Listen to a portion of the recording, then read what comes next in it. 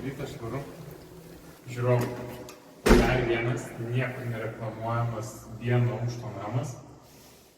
92 kvadratai, A+ klasė, pilnai įrengtas, 4 kambarių. Pasižvalgom, kaip įrengtas ir ką mes čia turime. Tai grindų šildymas su klota PVC danga.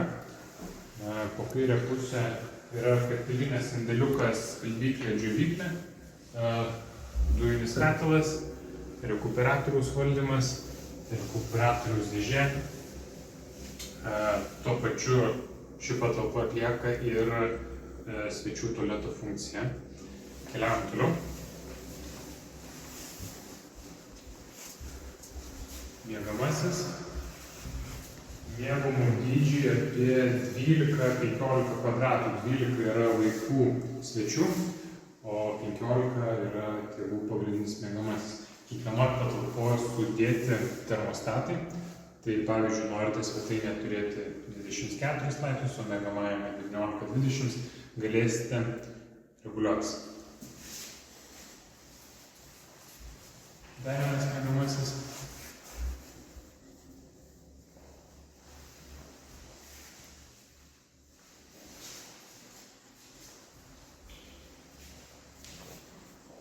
Vonios kambarys, graži juoda santechnika, dušas, vonia, matau šildomus veidrodžius. Keliaujam toliau. Atkreipiam dėmesį, kad sudėtas kondicionierius šiek tiek galingesnis, kad aptarnautų visą namą. Ir čia yra svetainės su virtuvė.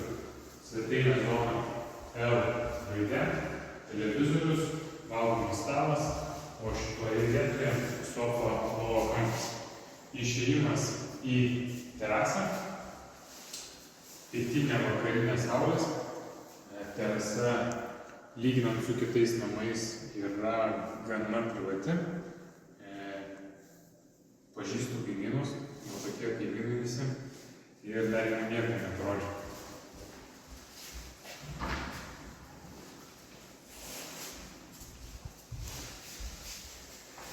Taip, tai pasikartoju.